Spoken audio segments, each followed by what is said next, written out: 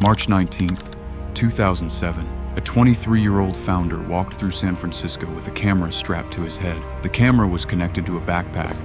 The backpack streamed his life to the internet, and the internet could watch everything. Every conversation, every awkward moment, every random street, every boring second. His name was Justin Kan.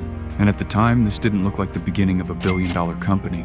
It looked like a weird experiment. Just a random kid messing around, a man turning his life into a 24/7 live broadcast. No gaming, no esports, no famous streamers like cenat, none of that. No massive chat moving too fast to read, just one guy and his camera trying to prove that people would watch life happen live. And for a while, that was the entire idea. But hidden inside that strange experiment was something much bigger. Because people didn't just want polished videos, they wanted real-time moments, the raw footage. They wanted to react as things happened. They wanted to talk to strangers watching the same thing. They wanted to feel like they were inside the event, and nobody understood that yet. Not YouTube, not television, not even Justin himself, because the company he started wasn't called Twitch. It was called Justin.TV, and it almost failed. Imagine this. We wouldn't know a Shao Speed without the idea of this man. That just blown my mind. But years later, one small category on that platform would explode so fast it would change the internet forever. That category was gaming. And the strange part is, Twitch wasn't built because the original idea worked. It was built because the original idea broke and failed. So the real question is, how did a man with a camera on his head accidentally create the future of live entertainment and set a basement for all the famous streamers we know till this day? But before the camera, before the live stream, before millions of gamers ever typed in a Twitch chat, Justin Kan was just another young founder trying to build something that worked. He wasn't born into the gaming empire. He didn't start with some perfect master plan. He started like many startup founders do, with an idea, a team, and a lot of uncertainty. Justin studied at Yale, where he met Emmett Shear, the person who would later become one of the most important figures in Twitch's history. Together, they worked on an early startup called Kiko. It was an online calendar. Simple idea, useful idea, but not the kind of idea that changes the internet forever.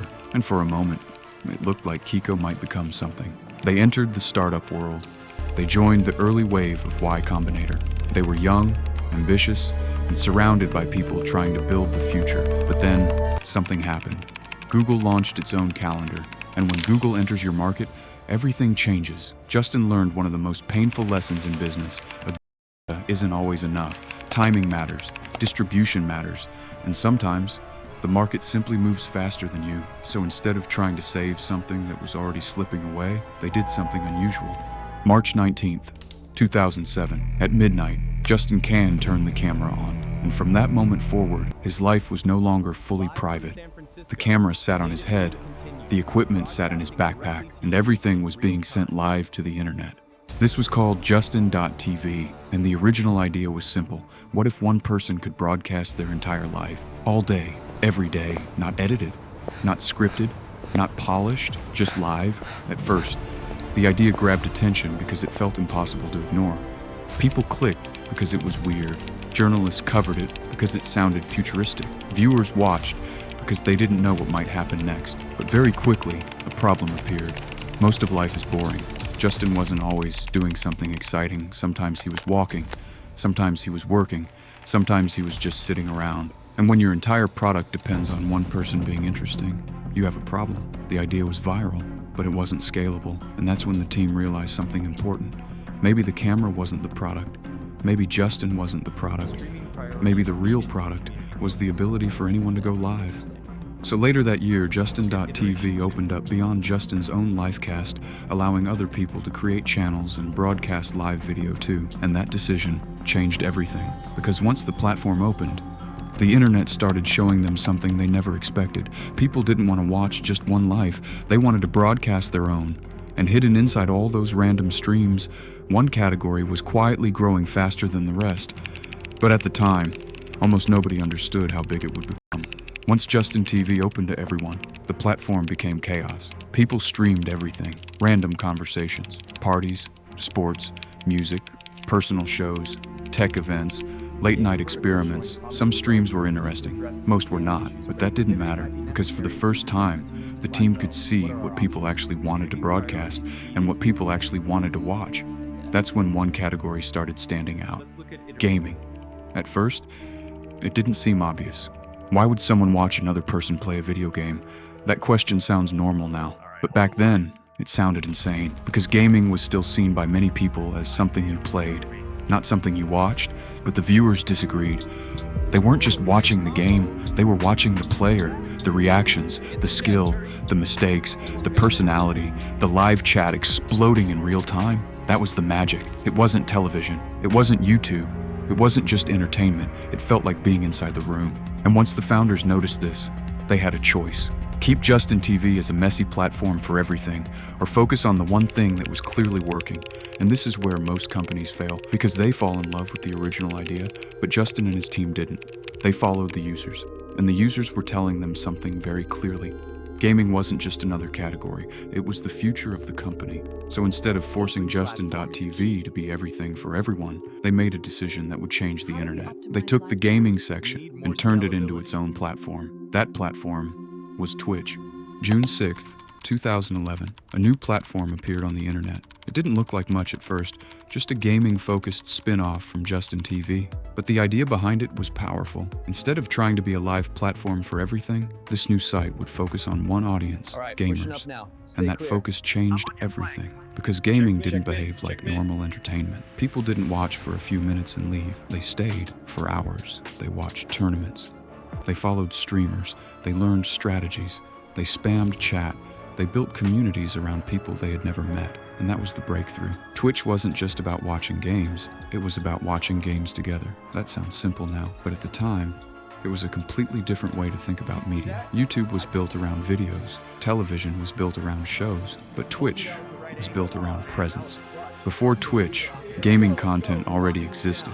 People uploaded clips, montages, tutorials, funny moments, but Twitch changed the relationship between the viewer and the creator. Because on YouTube, you watched after it happened. On Twitch, you were there while it happened. That difference seems small, but it changed everything. Because live content creates tension. Anything can happen. A perfect play, a huge mistake, a tournament upset, a streamer losing control on camera. And when it happens live, the audience feels like they witnessed it. That made viewers stay longer. It made them come back every day. It made them feel connected to streamers in a way traditional media couldn't copy. Because Twitch wasn't polished, it was messy, unpredictable, and that became its advantage. A streamer didn't need to be a celebrity, they just needed to be interesting enough for people to stay, and the chat made it even stronger.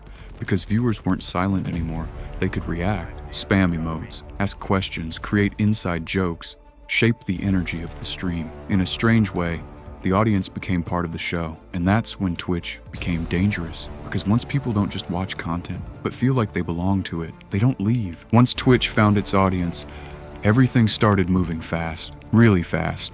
Streamers weren't just playing games anymore, they were building careers. Viewers weren't just watching anymore, they were forming communities. And gaming wasn't just a hobby anymore, it was becoming a global live entertainment industry. Esports helped push everything even further.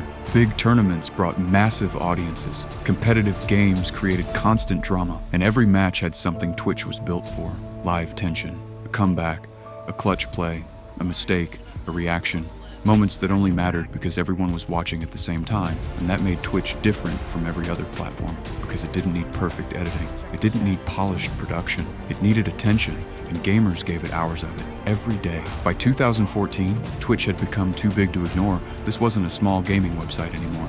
It was becoming the center of live internet culture. Millions of viewers, more than 1 million broadcasters, billions of minutes watched.